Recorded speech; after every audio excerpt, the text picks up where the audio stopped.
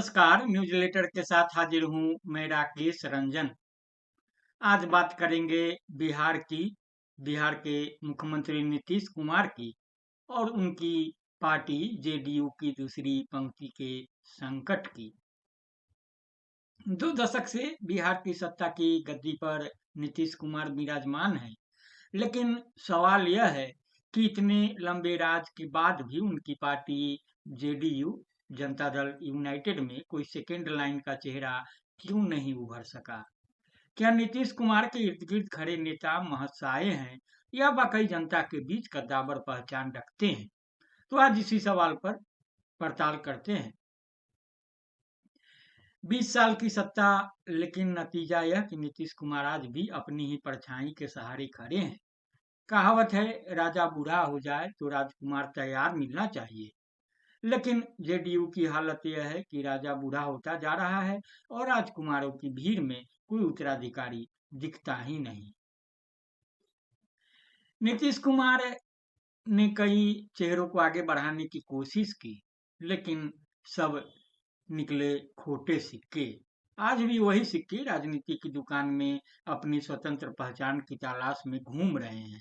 Party कार्यकर्ता भी जानते हैं ये नेता जनता में नहीं, केवल नीतीश के आसपास चलते हैं। बात कर लें संजय झा की, जदयू के कार्यकारी राष्ट्रीय अध्यक्ष।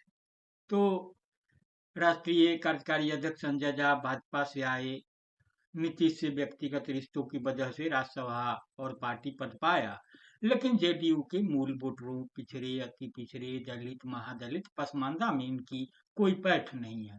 पार्टी कार्यकर्ता खुलकर कहते हैं संजय झा प्रोटोकॉल से कद्दावर है, जनता से नहीं। जनता दल यू के पूर्व राष्ट्रीय अध्यक्ष और वर्तमान में नरेंद्र मोदी मंत्रिमंडल में मंत्री ललन सिंह। तो ललन सिंह पुराने समाजवादी हैं, 1974 आंदोलन से निकले, चुनाव जीतते भी रहे, मैनेजमेंट में माहिर माने जाते हैं, लेकिन इनकी पहचान अपने क्षेत्र तक सीमित है। बिहार की जनता में उनकी छवि राजनीतिक मैनेजर से आगे नहीं बढ़ पाई। बात करेंगे चौधरी बंधु की, तो नाम है, दम नहीं है। विजय चौधरी मंत्री होते हैं, अशोक चौधरी भी मंत्री हैं। दोनों कद्दावर नेताओं की सूची में अपना नाम दर्ज करा रखा है, लेकिन पार्टी और जनता के बीच इन्हें असली वजन हासिल नहीं है। जेडीयू के कार्यकर्ता मानते हैं ये नाम ज्यादा है, काम कम है। सबसे दिलचस्प चेहरा है विजेंद्र यादव का। ऊर्जा मंत्री के रूप में घर घर बिजली के वादे को धरातल पर उतारने में नीतीश कुमार का सबसे मजबूत स्तंभ।